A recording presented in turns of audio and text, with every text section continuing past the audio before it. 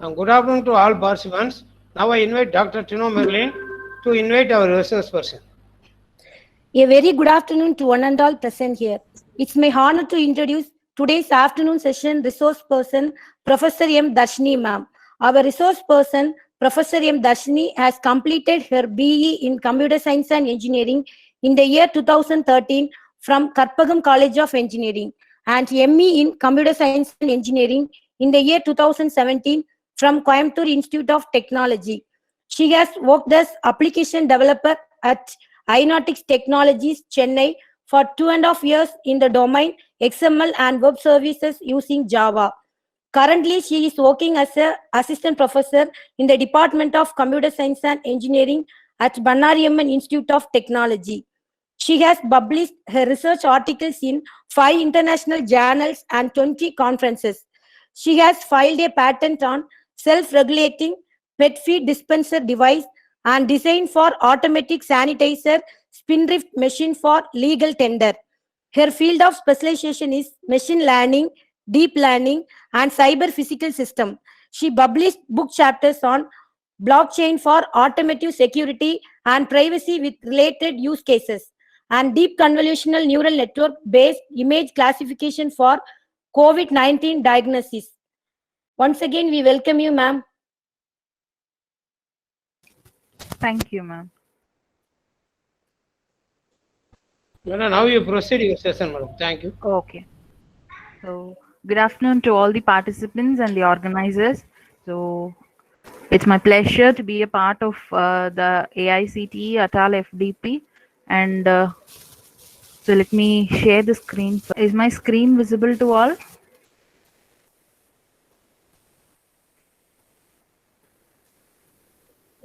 Yes, ma'am. Okay. Yes, ma'am.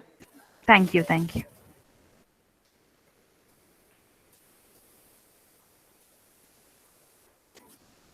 So the topic that I'm going to present today is predictive analytics in healthcare.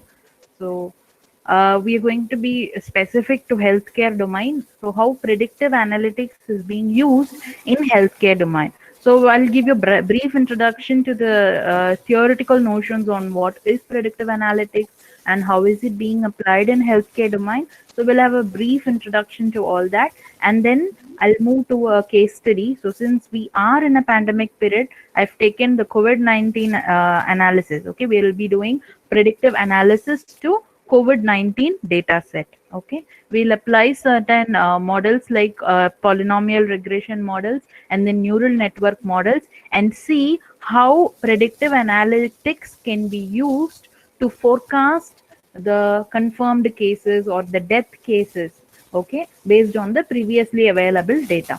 Okay, so we'll go to that case study later on. So we'll first get into the theoretical part of what is predictive analytics and how is it being used in healthcare domain. Okay, so to begin with, okay, so much of the medicine that we are using, okay, we use it to anticipate and reduce the risk based on either the current data or the historical data about a patient. Now the question is, how likely is this cancer patient to suffer complications if we perform surgery? So what is the chance that this pneumonia patient will be readmitted to intensive care unit within 48 hours if she is discharged? So these kind of questions, to find answers to these kind of questions, it becomes critical. Okay, so to the healthcare professionals, making these kind of decisions becomes critical. So this is where the predictive analytics comes in. Okay, so clinicians have always had to make decisions without absolute certainty. Okay, certain cases we will not have the absolute certainty to make the decisions. Okay, so those are the places this predictive analytics will be used. So we'll see the different use cases in this healthcare domain where predictive analytics will be of much use. Okay, so but with the advance of predictive analytics in healthcare, these decisions promise to be better informed than ever. So what is this predictive analytics? So predictive analytics is a type of technology that combines machine learning and business intelligence. Okay, so here it comes as a combination of machine learning, because we are going, machine learning is actually what? Machine learning, you have a model which learns from the training data in order to make prediction for the test data when you provide it to it.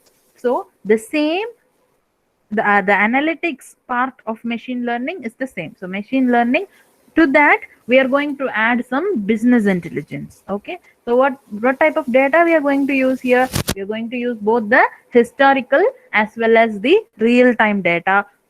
Why do you use all this? In order to make predictions for the future events. All right, so where does the success of this predictive analytics lies in this healthcare domain?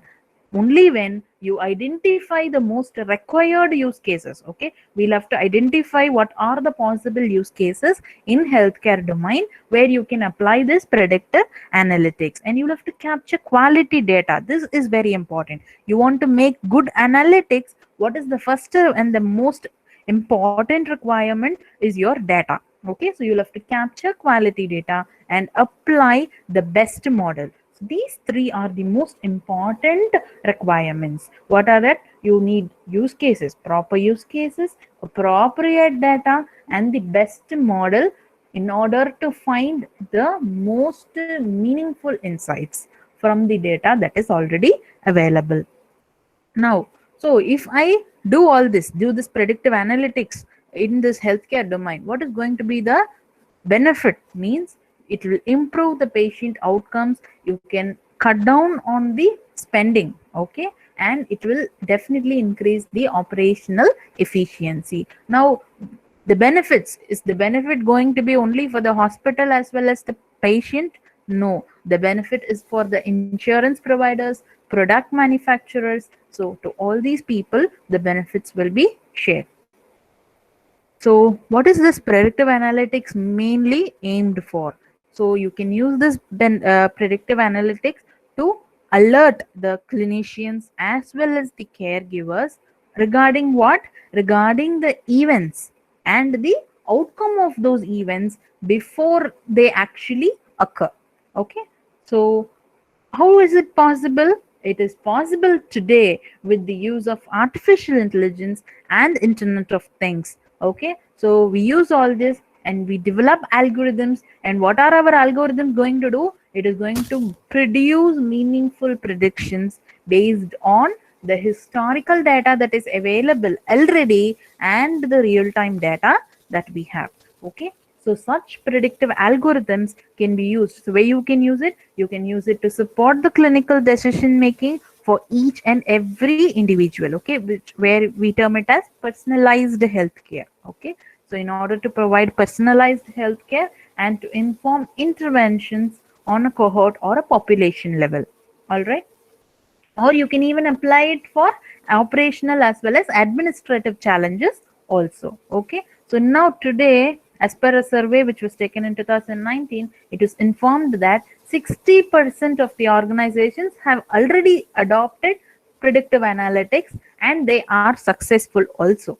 Okay, and it is also found that 42% of the patients also, they say that they are satisfied after using this predictive analytics because of the care that is being provided by adopting this predictive analytics. And 39% it has saved the cost also, because it is used to provide timely help, okay, or the care to the patients. So where is this predictive analytics used, or why is it being used? It can be used to improve the operational efficiency in order to provide personalized healthcare. You can use it to predict the outbreaks. Okay, in supply chain management it can be used, and of course to cut down the cost. Okay, so how are these healthcare organizations turning the data into forward looking insights that support better patient care? So what are the cases where you can use this predictive analytics in healthcare? Okay, so here I've shown only the three most important use cases. We'll get into the other possible use cases also. Okay, So these are the main three. What is it? The first one is detecting early signs of patient deterioration in the ICU and general ward. So before the patient health deteriorates, you can find it earlier. Okay. And also to predict, in order to provide the required care for the patients who are at risk in their own place. All right. So you have the technologies, you have the AI as well as IoT technologies, which will help to make all these predictions about the patients who are at risk in their own places itself. And third important one is for your equipment maintenance. Before a problem occurs in that equipment, in order to maintain it properly, you can use this predictive analytics. So the algorithms that you use.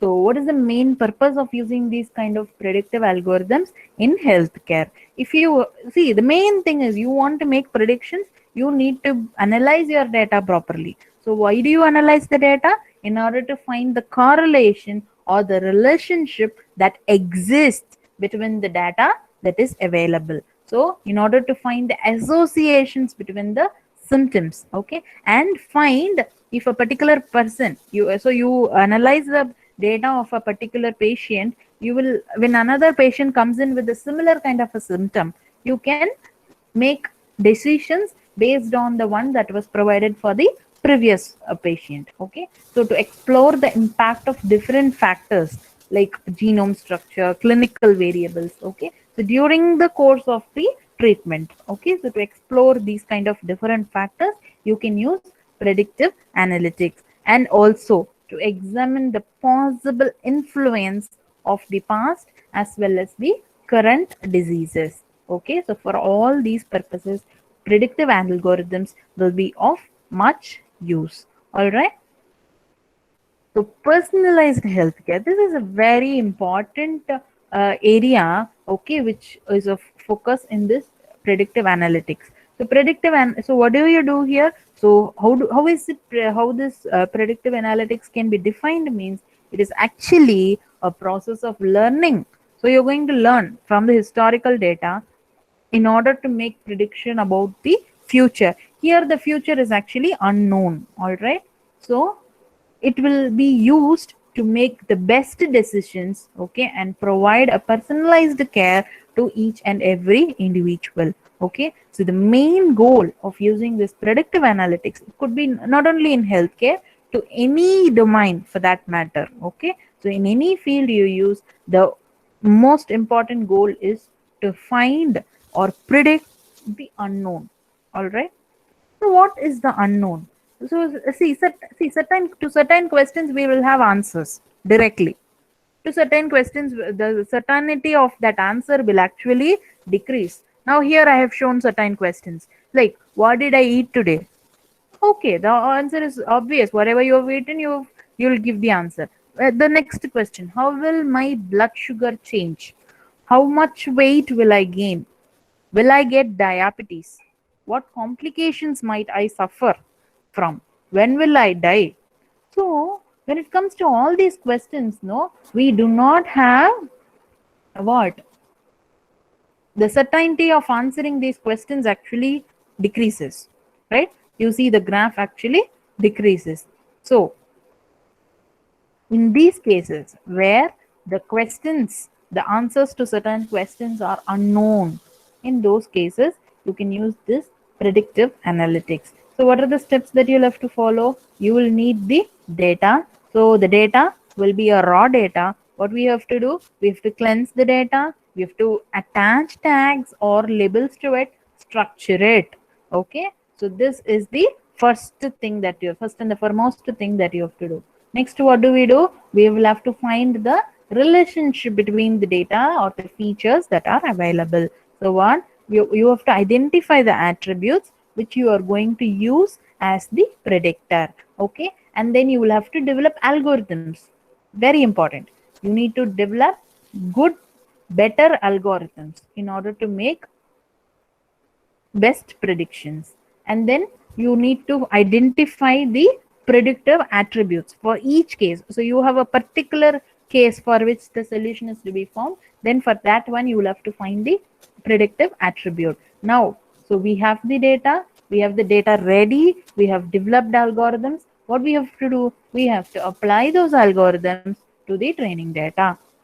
All right, and you have to describe what is the unknown factor for which I am going to make the prediction. That you need to be specific. All right, and finally you have to record your results, improve your algorithms. Okay, you have to improve your algorithms then and there in order to give better performance, in order to derive better performance from your model. All right. So most of the traditional medicine and the healthcare operate under predictive analytics today, driven by physicians' minds versus the software tools. So what is the goal in bringing this predictive analytics to medicine? So this is basically to widen the training data set beyond an individual's experiences so that the individual patients can be treated better, which is what is your personalized healthcare. All right. So we have so much of data readily available today. Okay, so being in a technological world, we have overabundance of data. Okay, and why we have so many tools, analytical tools also, which is what catalyzes the predictive analytics in healthcare. Okay. So yes, so we have the unknown questions, right? So you build better algorithms, high confidence algorithms in order to deliver high quality outcomes. Okay. So to do that, what are the key requirements? Of course, you need to have good quality data with new data types and sources. And of course, the models are very important, reliable models. Okay, that is most important. And then timeliness of the data. Real-time data will give you better results. And whatever the prediction that you make, it needs to be transparent. And of course, the recommendations, it has to be specific to the context. Okay, the specific case of that particular prediction needs to be clearly mentioned, and your model should be able to learn quickly and make faster predictions, and must also improve over time. All right. So predictive analytics can be used to improve the certainty of the prediction. Okay. So when will this personalized care emerge? It will emerge only when you have high confidence algorithms. All right. And those algorithms should be able to predict actionable interventions that improve long-term health outcomes. But is it so easy to build such kind of models? So, however, building models that are able to reduce this uncertainty and provide a personalized care is not an easy task at all. So, what are the factors that will be required? It requires many factors such as the ability to incorporate new data types and sources. So, they should be reliable, consistent, timely data, real-time data should be available, should be transparent, of course, around the prediction, and then it should be a closed feedback loop. Okay, so because then and there the feedback should be given, and the model should be able to rapidly learn. Okay, it should be able to update itself, improve instantly. All right, these are the factors that has to be kept in mind in order to implement predictive analytics and to find answers for the uncertain questions and provide a personalized healthcare. Okay, so these are the adoption pathways which you can use. Of course, you can use a software-based clinical decision support. Okay, where the patient provides the data to the doctor and he will incorporate it into the decision support algorithm for diagnosis or the treatment. Okay, so it could be a patient controlled one also, where the patient himself generates and submit their own data to the predictive algorithm and allowing them to directly receive the clinical insights. Okay, so where you don't have the intervention of a healthcare professional at all. All right, but the traditional one is what? The patient provides the clinician with the data and they have to diagnose and treat based on their own judgment. Okay, so this is the traditional technique that is being used. The other two options are where you have the support of a clinician You provide data to him and he will provide it to the algorithm, make prediction. The second one is where the full control is given to the patient himself and he will be able to give his own data to the algorithm, feed it to, and then find the outcome. But of course, to adopt all this, you will have challenges. What are the challenges? So, loss of decision making power, and you have to integrate directly into the clinical workflow. So, all algorithms may not be completely transparent. All right. And then the convenience of accessing those algorithms and whatever the prediction or the recommendation that the model gives, it needs to be accurate and reliable one also. And one another important challenge is the privacy concern. All right. So all these are the adoption challenges for this predictive analytics. So next we move to the use cases. Okay, so as I told you already, for this predictive analytics to be implemented properly to this healthcare domain, we need to identify what are the possible use cases. Okay, so instead of simply presenting the information about the past events to a user, predictive analytics what is it going to do? It is going to estimate the likelihood of a future outcome based on the patterns which are available from the historical data. Okay, so this will allow the clinicians, financial expert, and as well as you can use it for administration task also. All right, so the administrative staff to receive alerts about the potential events even before they occur. Okay, so this predictive analytics tools, it will be of usefulness to financial, administrative, as well as data security challenges. Now, the question is, how are the healthcare organizations deploying these predictive capabilities across the enterprise to extract actionable, forward-looking insights from the ever-growing data? So, what are the use cases to apply predictive analytics in healthcare domain? The first one is risk scoring. Risk scoring is nothing but identifying the individuals who are at risk of developing certain conditions, of chronic conditions. Okay, to find the disease progression in their individual earlier itself. Okay, so creating risk score.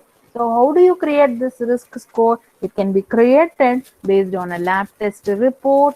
It could be a biometric data, claims data, or the data which is generated based on the patient health.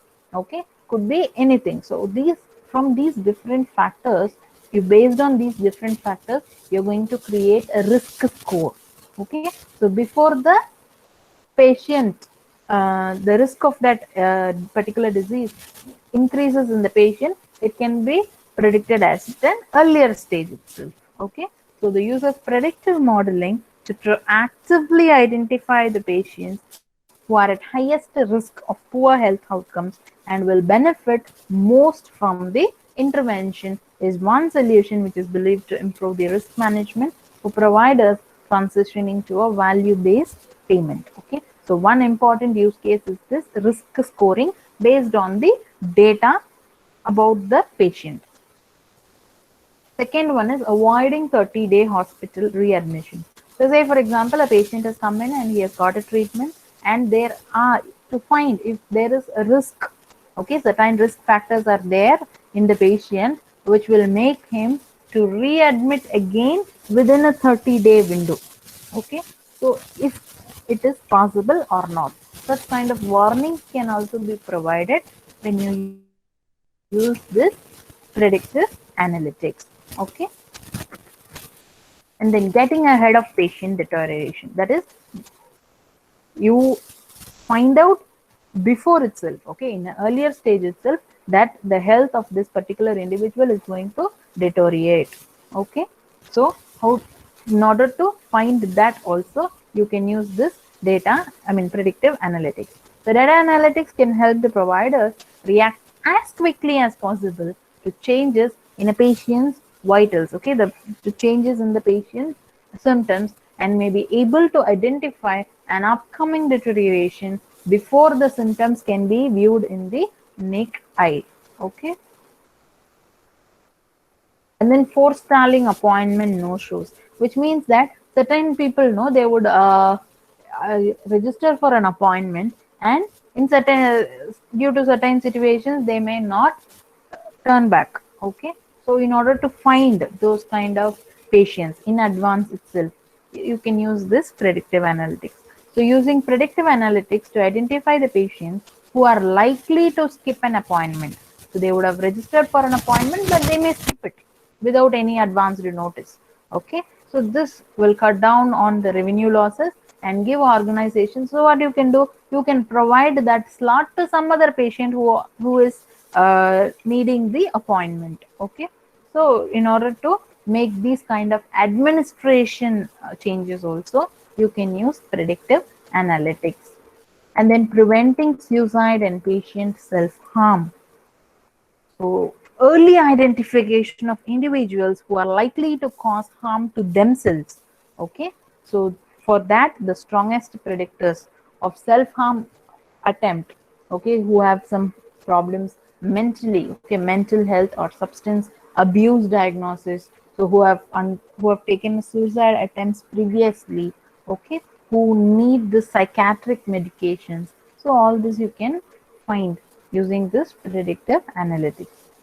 And then predicting patient utilization patterns. Okay, so this is for so how long the patient is going to be in the hospital. Okay, so inpatient wards. Okay, so how long the beds needs to be available. Okay, for outpatient clinics and the physician offices, so who are responsible for keeping the wait times low for the patient. So using analytics, you can predict the patterns in the utilization of these kind of equipments and can help to ensure the optimal staffing levels. So you say this particular day the number of patients is going to be higher, then based on that you can have the staffing levels, okay, while reducing the wait time and raising the patient satisfaction. So this will ultimately help the patient to have a better care. So supply chain management is of course an important use case when it comes to any domain, and healthcare is no option. Okay, so using analytics tools to monitor the supply chain and make proactive data driven decisions. Okay, it will definitely save a lot of time and money for the healthcare domain. And then data security. So we use all these kind of techniques, the modern techniques, artificial intelligence, IoT, cloud. So all this brings in one important problem, which is the risk for cyber security. So using analytics tools to monitor the patient's patterns in the data access, sharing, and utilization can give organizations an early warning when something changes, and especially when those changes indicate an intruder, okay, may have penetrated into the networks. Okay, so you can use this predictive tools as well as machine learning techniques in order to calculate the real-time risk score for specific transactions or requests and respond immediately. All right. And then in order to develop precision medicine or a new therapy also, we can use this predictive analytics. So, and then to bolster patient engagement and satisfaction. So you can use this predictive analytics in order to incorporate care management decisions and develop stronger relationship between the patient as well as the healthcare provider, okay, in a long-term engagement. And this will of course reduce the risk of certain cases. So what are the benefits? So of course you have the two sides, the benefits as well as the risk that are associated with this predictive analytics in healthcare. So when it comes to the benefits, it improves of course the operational efficiency and then the management of this healthcare domain, and accuracy, okay, of the diagnosis and the treatment that is being given with the personalized care. That is one main benefit of this predictive analytics usage. And of course, you have increased insights to give better treatment. On the downfall, okay, what are the risks that are involved in predictive analytics means? So it's a fast pace of technology, okay, and the impact on the decision making processes and moral hazard and human intervention points with the machine, and then lack of regulation and algorithm bias, and we of course have privacy issues. So how is this predictive analytics goes hand in hand with this machine learning technique? So predictive analytics and machine learning in healthcare are rapidly becoming some of the most discussed and the most hyped topics, okay, in healthcare analytics. So we know machine learning is of course a technique which is used to make predictions based on the data which is already available. So in healthcare or any other industry for that matter, okay, prediction will be most useful only when you transfer whatever the knowledge that is available into action. Okay, so the willingness to intervene is the key to harnessing the power of historical as well as the real-time data. So importantly, to best gauge the efficacy and value, both the predictor as well as the intervention, it has to be integrated within the same system and the workflow where the trend occurs. Okay, so how to get started with this predictive analytics and machine learning? So one important thing is you need to have an integrated data warehouse and an analytics platform. Okay, we have 3 basic steps for this predictive modeling. So of course, you need to define the problem, you need to gather your data, okay, you need to have a good model, okay, you have to run or evaluate your model, test your model and apply it in practice to make predictions. Okay, so the first step is to carefully define the problem you want to address and then gather all the initial data which will be required and evaluate on the different algorithms. And step 2, you have to refine this process by selecting one of the best performing models and test it with a separate data set to validate the approach. And the final step is you have to run the model in the real world environment. So what is the future of this predictive analytics? So predictive analytics, it has a very good application in healthcare domain. Okay, many of the healthcare organizations have started to implement this machine learning and AI based tools in order to predict the future trends and analyze the data. Okay, you have the abundance of data, right? So with this overabundance of data, it can be analyzed better using this predictive analytics. So in the near future, healthcare providers who embrace this data and think carefully about their investment in the technology will be able to provide best care for the patients and optimize their operational cost. Okay, so improvement in the operational efficiency is one of the important benefits of this application of predictive analytics in healthcare domain. Okay.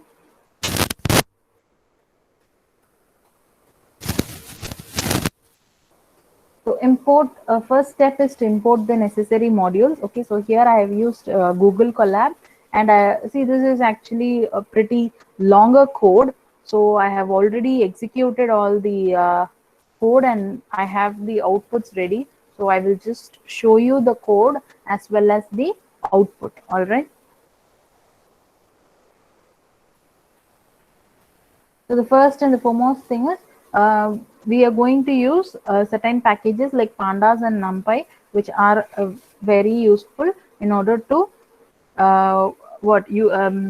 make better analysis with the data. And here additionally we are going to use ArcGIS. Okay, since it is going to be a data globally, okay, global data we are going to analyze, so we are going to use ArcGIS package also. And then data set. When it comes to data set, the most reliable data set which is being used mostly is from the John Hopkins University Center for System Science and Engineering. Okay, and it is actually readily available in GitHub, so you can use it under the name Novel Coronavirus COVID-19 Cases. All right, so this is the time series data which we are going to use for this analysis. So you have the type of the data is you have about the confirmed cases, death cases, and the recovered cases. Okay, so it is available globally as well as specific to United States also. So we'll take a look at the data about United States, and then we'll move on to the global data also across the globe. So the first one. So what we have to do is we are going to read this time series data. Okay. So let's read the time series data of the confirmed COVID-19 cases. Okay, in United States. So confirmed COVID-19 cases, we are going to check out. So how is it able? How can you do it? We have to make use of this pandas data frame. So here, this is the URL to fetch the data. Okay, so I have taken the data, and what you are going to do is we are going to read it using the read_CSV method, which is available in the pandas package. Okay, so now using this, I have converted my data into a data frame. Okay, so for ease of use, so when the data is available as a data frame, I can use different methods in order to fetch the details more easily. Okay, so head, what will this method do? It will fetch me the top 5 records. Okay, so here as you can see the different, this data is about specifically about United States. Okay, so these are the different features that are available in this particular data set. Now, to be more precise, I want to know what are the features that are available in this particular data set. So for that, what I can do, I can just set the columns from my data frame. Okay, so when I give this column, it will give me the columnar names. Okay, so here you have these are the columns that are available in this data set. So you can see 3 dots here, which means in all these places actually these 11 records are only the features. All others are the date wise records. Okay, so till November 2nd the data is available. All right, now what I'm going to do is I'm going to take only this dates, okay, dates column alone and put it into a list. So how can I create a list? What I'm doing, I'm having a data frame. So from the data frame, I take only the columns and then I convert it to a list. So what is the data that I'm going to convert into a list? I take, so the first 11 columns, it's clearly known. After that only it is a date, right? So you start from the 11 to the end, all that you put it into a list. All right. Now we are going to summarize the data for time series data which is available for United States alone. All right. So how are we going to prepare and summarize this data? That we'll see now. So in this data frame, so as we have seen earlier, head method, it fetched me the top records, right? So when I mentioned 5, it fetched me top 5 records. Now here I have given tail. Okay, so tail method is going to give me the records from the last. Okay, so what can we understand from this data which is available? So some rows in the data frame are of many rows to one state matching. Okay, so you see the province state is warming here. So for this particular province state, I have 5 different rows, right? So many rows to one state matching. Okay, other states, you know, there are certain states where there is 1 row to one state matching also. All right. So what I'm going to do is I'm going to fetch those kind of data alone, okay, which is going to give me many rows to one state matching. So for that, what I'm doing, I'm using the data frame. So in the data frame, I take admin 2, okay, this column I take, and I see for what are the records, it is not NA, okay. So it has given me this data. So as shown in the output of the previous 2 cells, we can see that this data frame which we have created and passed from this US data set, okay, there are multiple rows for one state, okay, which is representing the administrative area. Admin to this column is nothing but administrative area. So within this particular state, this is an administrative area. So administrative areas of the state with the reported cases. So those are the places where the cases are being reported. Now what we are going to do is we are going to combine, we are going to summarize. So what we are going to do, instead of, we are going to convert the many rows to one state matching into one row to one state matching. Okay, so since when you have multiple rows for a single state, your data is more clumsy. So let's summarize it as one row for all the administrative areas. Okay, so next we will use the to be defined function, which is sum all admins in state to summarize all administrative areas in one state into a single row. All right. So for that, what we are going to do, we are going to first query all the sub records that are available for one particular state. Okay. So for every state, we are going to do it. Okay. So for any state that is being selected, we have to query all the sub records that are available for that particular state. Okay. And you have to create a new row which is going to summarize all the statistics for that particular state and assign that particular summed value of all the sub records to the date time column of the new row. Okay. And then what you have to do, you have to assign all these constants. The constants will also be renamed. Okay. So we have only country name. It will be renamed as country name plus this sum. All right. And then all these new rows will get appended to the original data frame which is already available, and the sub records of the selected country, that particular country, it will be removed. Okay. So this has to happen for all the states that are available in the United States. Okay. So when you apply this particular function to all the states, what will happen? We will convert the many rows to one state matching to one row to one state matching. All right. So after doing that, then we try to use the tail function on the data frame. Earlier, when I used the tail function on the data frame, what did I see? For this warming state alone, I had 5 rows. Okay. Now, after using this summarization function, what happened? It has given me one row for one state. Okay. So this is kind of analysis or which you can do to make your data even more clear for analysis. Okay. Now explore the statewide time series data. What we are going to do is, if you want to find, okay, in which state the first COVID-19 case was confirmed and reported. Okay. If you want to find that, what you can do, you can use the group by function. Okay. Based on what column you're going to use group by, you're going to use on the province state. Okay. You have the date list which is already created. All right. So based on the dates only, we'll be able to find out.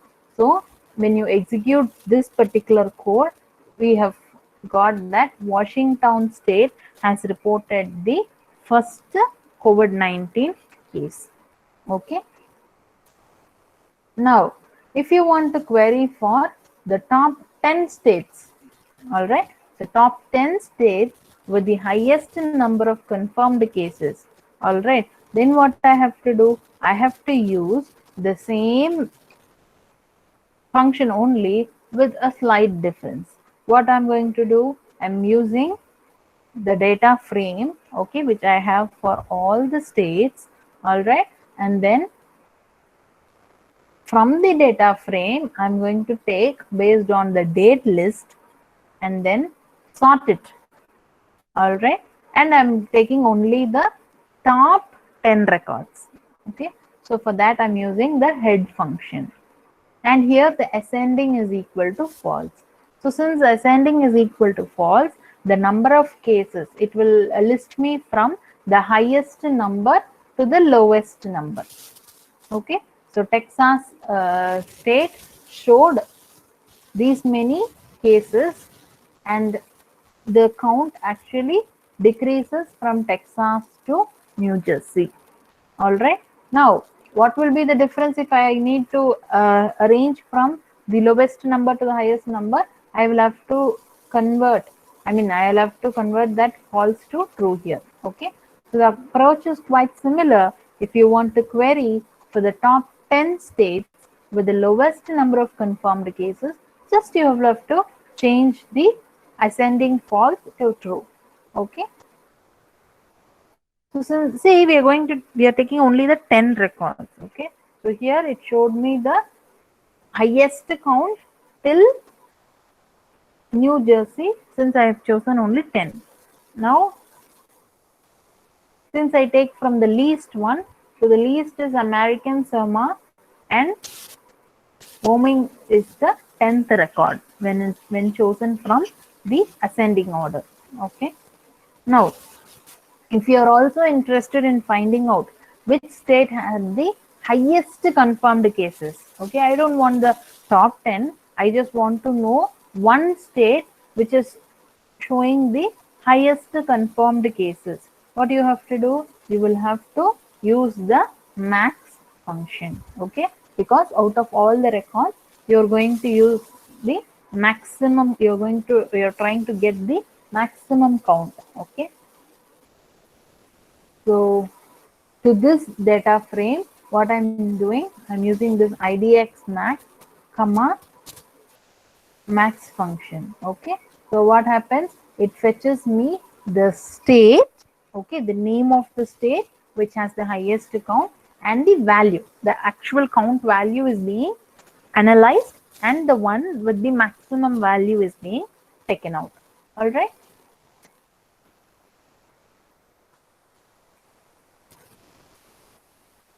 So this is the increase in the count. Okay.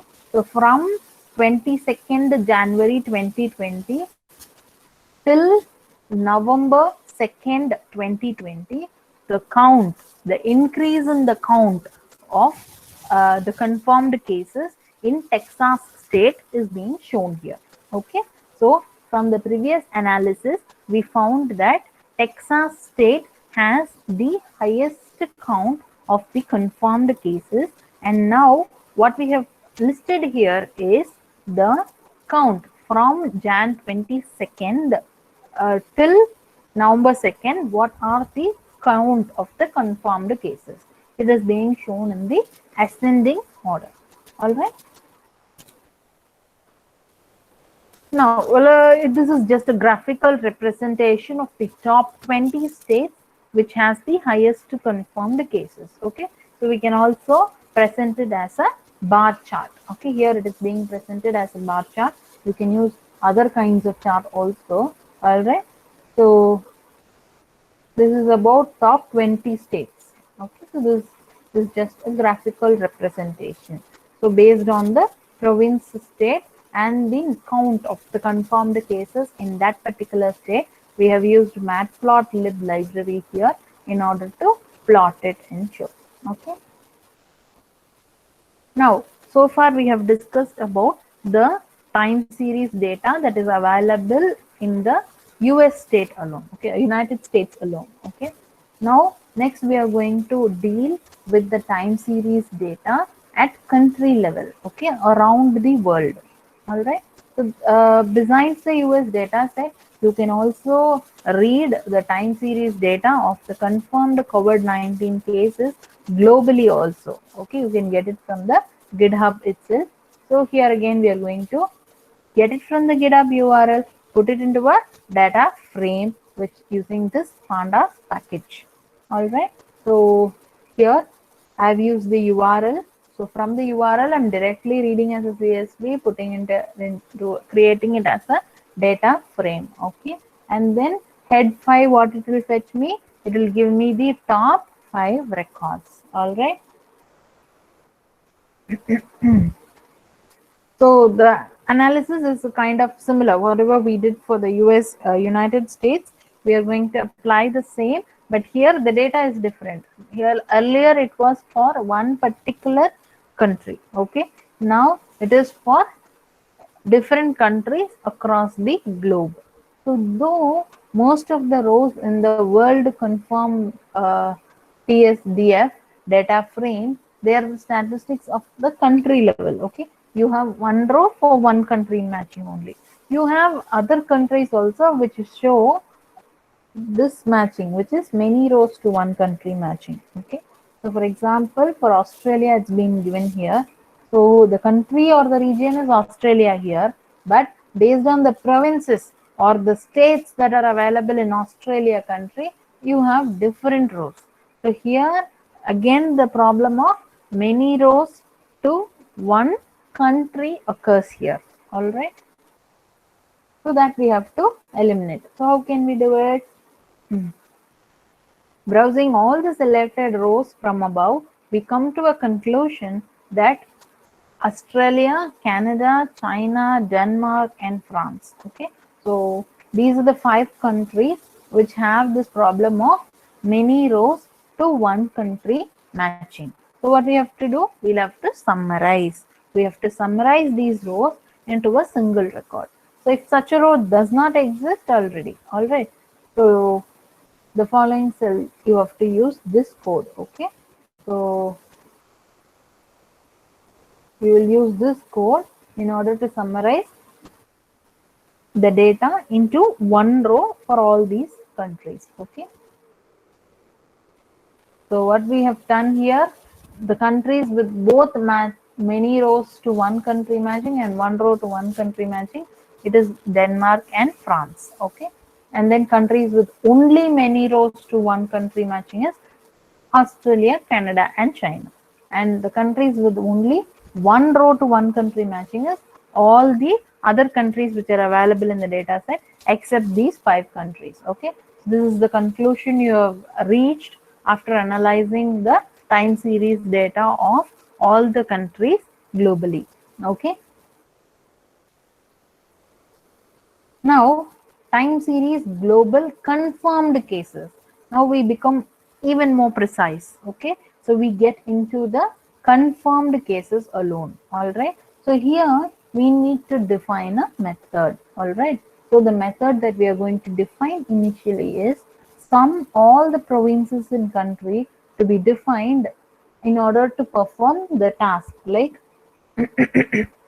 okay, it's similar to the function that we written already for the United States. Okay, so the function will basically, it will query all the sub records that are available for that particular country which you have selected. Okay, put it into a single row, which is to sum all the statistics of this particular country and assign that summed value to all the sub records. Okay, and the name will be renamed and it will be appended to the original data frame which is already available. All right.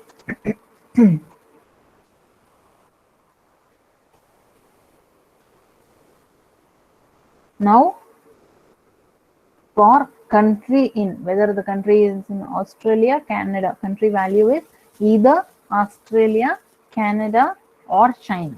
Okay, only then this particular code will get executed. Now for Australia, Canada, and China, we have summarized it from multiple rows to one particular row. Okay, now with the data summarized and prepared, what can we do? We can fetch the top 10 countries and see what are the highest number of the confirmed cases. Okay, so how can you choose that list? You will use the sort values function. Okay, sort it by date and fetch the top 10 countries is equal to false. So you will get it in the descending order. All right. You want to make a simplified list because you have too much of data which is being given here. Okay, you have too much of data here, so let me make the list even more simpler. What I'm going to do, I'm going to select the country or region and then sort it based on the date. That's it, right?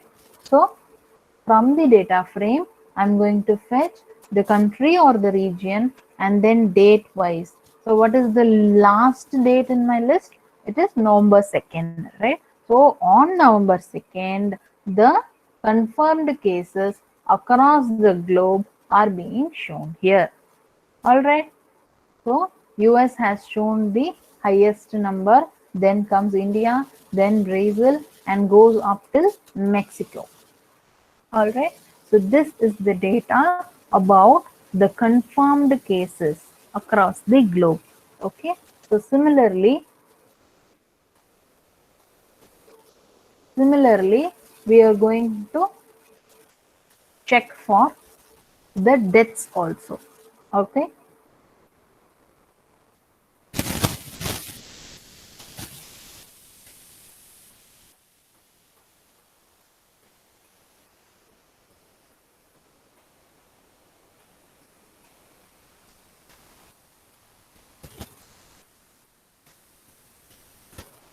Is my voice audible? Yes, madam, clearly audible. Clearly Okay, audible. okay.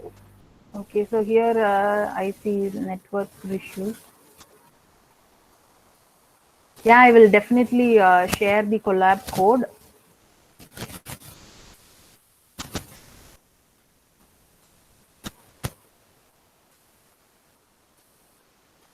So, like how similarly we did it for the confirmed cases, we will move on to the death cases also. Okay. So this similarly, the data can be fetched from the GitHub URL. So we take the data, okay, and we first look at the data. How is it? So we fetch the top 5 records, and then we use this sum all provinces in the country. So this function we have already defined it, right? So we have defined it here. So this method, we are going to use it to summarize whenever you have multiple rows for one particular country. Okay. So in order to summarize all those rows into a single row, we are going to use this function. All right. So we are going to use this function, reuse this function for the death cases also. When you have multiple rows present for a single country, we can use it to what? Reduce it to a single row. All right. So we have just called that function. So now you have, when you have the data ready, we can visualize it. Okay, the death count. All right.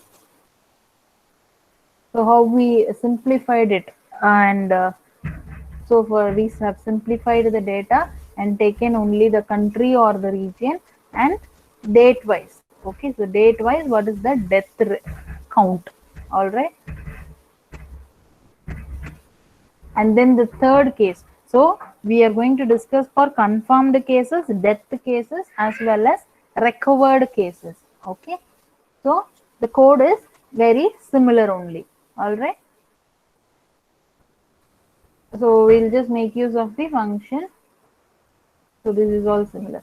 So enough with understanding, summarizing, and the exploratory analysis that we have carried out on the existing data. Okay. So now next what we are going to do is we are going to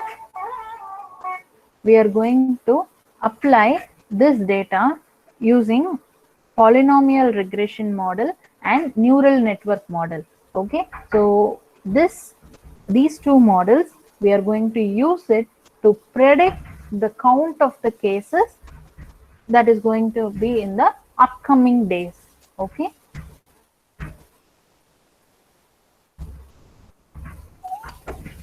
I'll be back in 2 minutes. So far we tried to understand the data set, summarize it whenever required, whenever multiple rows were there. We tried to merge it into a single row, and we analyze the existing data. So the next thing that we are going to do is where the predictive analysis comes in.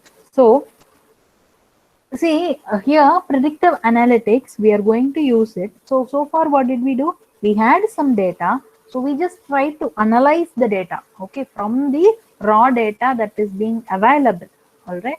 And from that, we tried to find out some meaningful insights. Okay. So next, predictive analysis part, what we are going to do is, we are going to find, so we have certain count. These are the count of the confirmed cases or the death cases or the recovered cases we have. Now, based on all this data, what is going to be predicted is how many confirmed cases will be there in the next 10 days. How many death cases will be there in the next 10 days? Okay. Such kind of unknown predictions are going to be made from the already available data. Okay. So there was a question regarding the difference, okay, between the regression and the classification models and this predictive analytics. Okay. So regression and classification comes under your supervised learning, and we use it. So you have a training data, and in order to make predictions for any new data, okay, which arrives, you use these kind of regression and classification problems, okay, to classify between two. All right. When it comes to classification, it is used to class. It could be either a binary classification or a multi-class classification, whatever.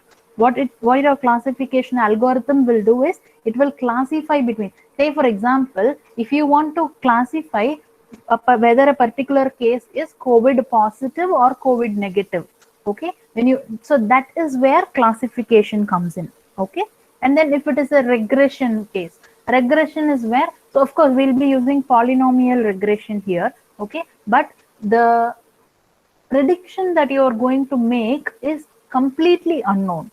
Okay. So the number of confirmed cases which might happen, okay, we are trying to forecast a prediction which is completely unknown. Okay. So that is where predictive analytics comes in. All right.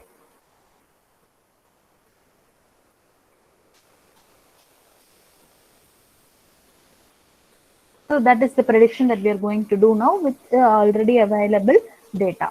All right. So what we are going to do is, we are going to, so first thing that we have to do is, since this is a time series data, the data is available as a time series matrix. Okay.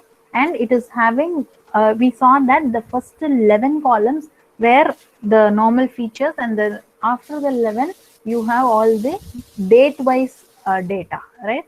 So all those dates, what we are going to do is, we are going to convert it into days. Okay. So before performing the predictive analysis using the time series data for United States, we first need to transpose the time series matrix and map. So what mapping we are going to do is, we are going to map the date field into number of days. Okay. Say 22nd January will be, number of days will be 1. Okay. When it comes to 23rd January, the number of days is 2. All right. So it goes up till the last date in the data set. Okay. So till the last date, what is the count, the number of days? So the date is being converted into number of days starting from the start date that is available in the data set. Okay.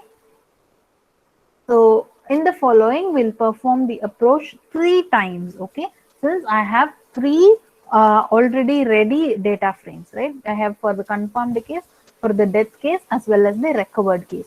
So for all these 3 cases, what I'm going to do is, I'm going to convert the already available date list into days. All right.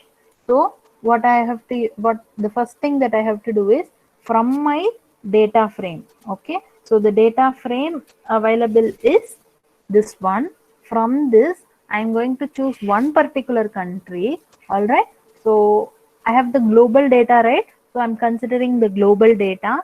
From global data, I'm considering for one particular country. That data alone, I'm going to put it into this data frame named USA overall confirmed TSDF.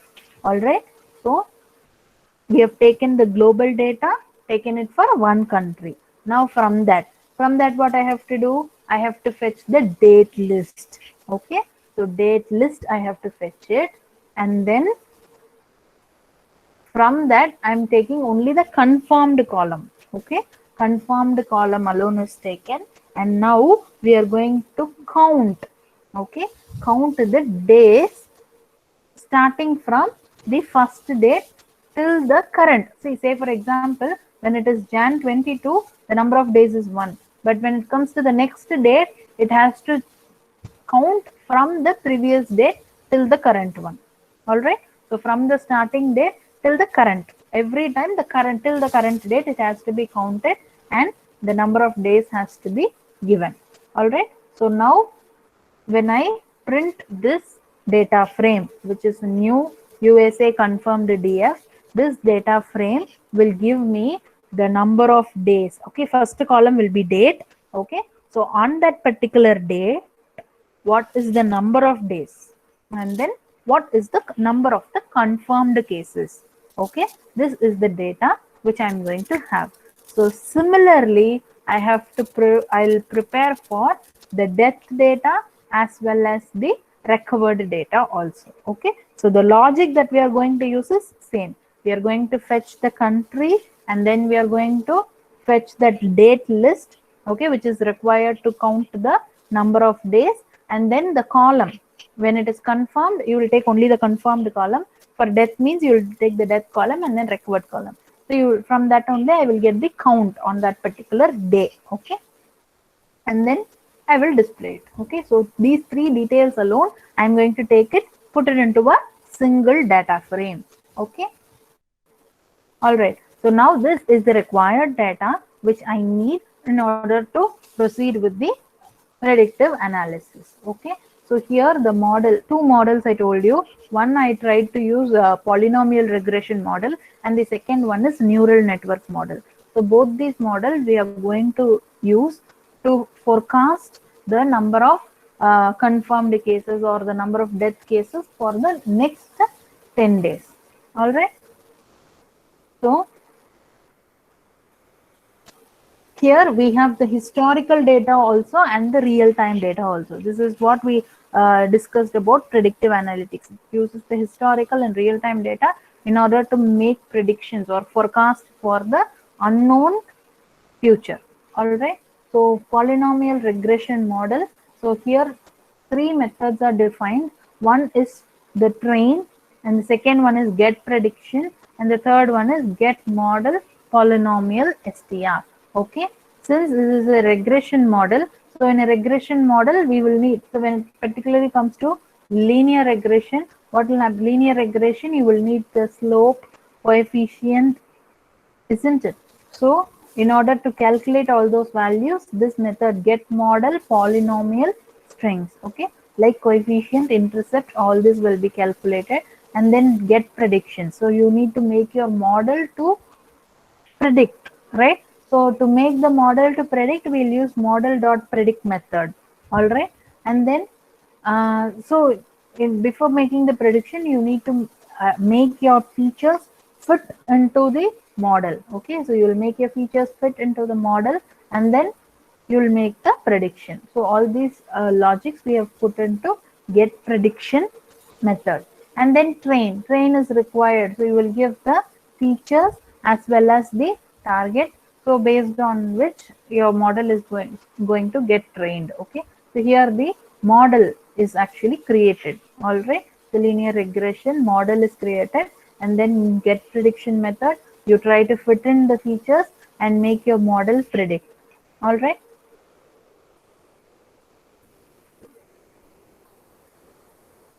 So the training set is being, so if you want to create this training set, from where do you get it? Here, when you apply it first for the confirmed cases, you have to take it from this data frame. Okay, new USA confirmed DF. So from this training set, we have two data, right? What are the two data? I have the number of days and the confirmed column. Here, for X variable, we are going to assign the days, and then for Y variable, you're going to assign confirmed. Okay. So when it comes to training set for deaths, what will happen? We will use, again, the days will be in X underscore deaths and death will be in Y underscore deaths. Okay. So these are the prior arrangements that you need to have before making the actual prediction. Okay, so what did we do? We first collected only the number of days and confirmed or death or recovered data alone. That count alone we just gathered from the whole data set which had so much data. Okay, and then this we are going to apply it to the model. Okay, so we just created the polynomial regression model. Okay, so train, get prediction, and then the other when it comes to regression, linear regression especially, we need this coefficient and intercept. So in order to calculate all that, so these are actually the pre-built ones. Okay, this is not something that you are defining newly. When you give this coefficient underscore, it will fetch you the coefficient directly. All right, so you need not manually write code for that. And then training set, you need the training data, of course. So whatever the data that we have built in for this US country, so we have taken that. Now what we are going to do is we are going to make our model, train our model, and then make our model to do prediction. All right, so let us try to fit the data with the polynomial regression model, since the time series chart of the confirmed cases looks like an exponential curve. Okay, so what do? We create this polynomial regression model.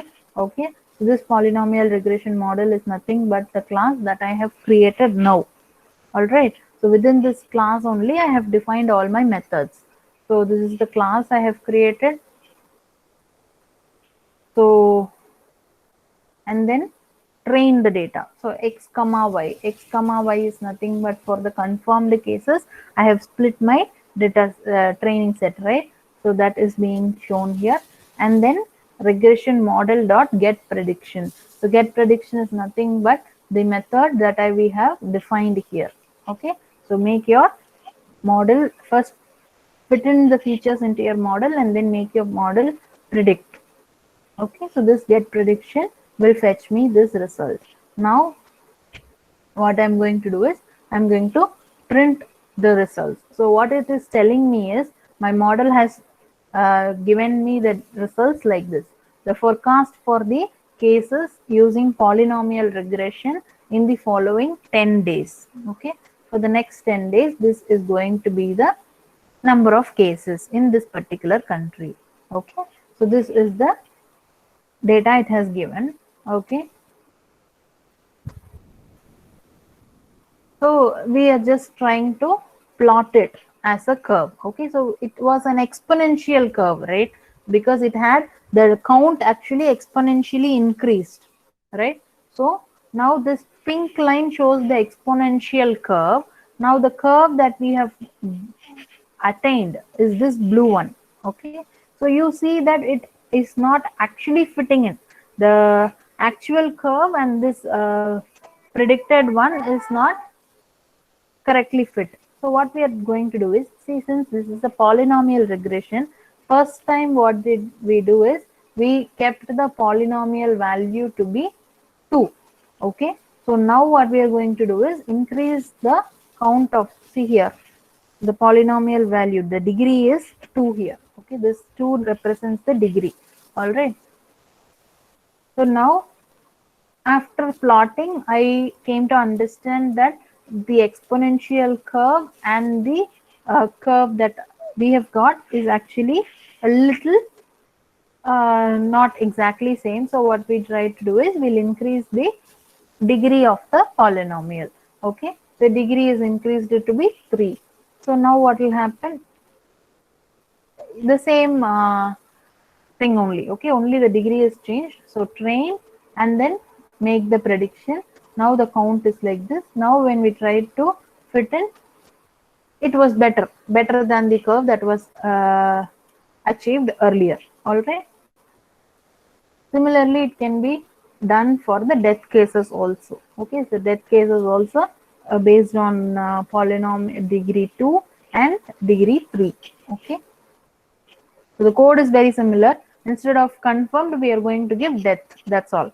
All right, and the data that you're going to train also will differ. That's all. Now next is the neural network model. So when it comes to neural network, so hope you all have already knowledge on this neural network concept. So neural network is where you have different layers. You will have an input layer, you will have hidden layers in between, and you will have the output layer in the last. Okay, so to the input layer we will give the what? We'll give the input data. So input data will be added with the bias, okay, and then it will be multiplied with the weight, and it will be passed on to, before it enters into the next layer, you will have an activation function in between, because you have thousands and thousands of neurons, okay, in your input data. So only the data which is required for making appropriate predictions, only that particular data will be passed on to the next layer. Okay, so who decides that? The person that decides it is your activation layer. It activates only the neurons which are required for the final prediction. Okay, so a neural network setup is where you will have the input layer, in hidden layers in between, and finally you will have the output layer. So now, and activation functions in between. So when I build a neural network, I will have to keep in mind all these factors. Okay, so here a multi-layer perceptron regressor is being used. So here the solver is nothing but your optimizer. Say, so we see that we have an input layer, inputs are being given, it passes on to the hidden layer, finally reaches the output layer. If we find that the actual output deviates from the predicted output, then what will happen? The back propagation will take place. Okay, so it will back propagate, adjust the weights, okay, which means the gradients. So gradients will be adjusted, and again the prediction will happen. Okay, so to make that gradient adjustment, that is what we call it as optimization. So in here the optimizer is Adam optimizer, and then activation. So in between each layer you will have an activation function. As I told you already, the purpose of an activation function is to activate only the required neurons, okay, which will contribute the best towards prediction. All right, so here ReLU is being used, and then hidden layer sizes are being given, verbose, so maximum iterations that will take, all this we will be giving. Okay, so so if you want to create a basic multi-layer perceptron, okay, then here I have to create it only a basic multi-layer perceptron.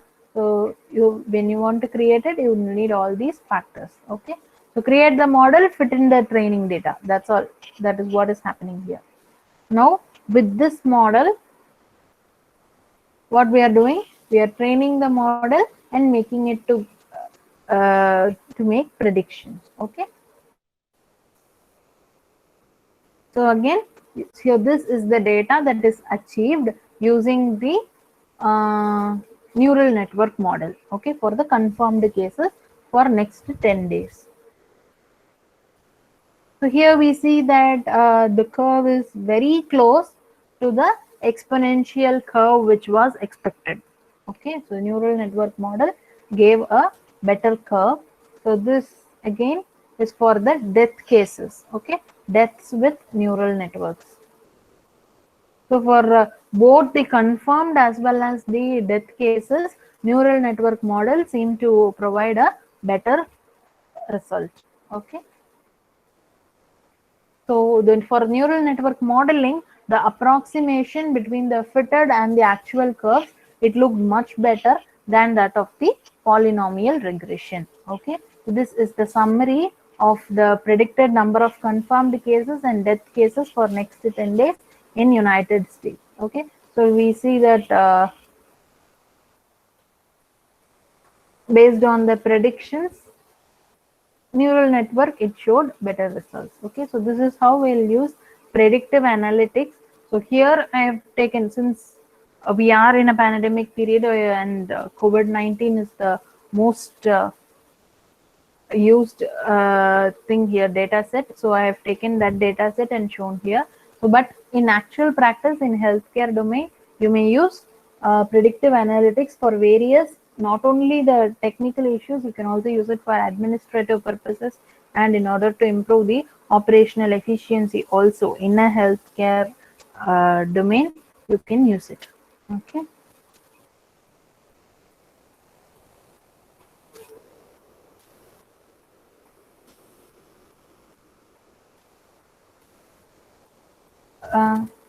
Sir, that's all from my end.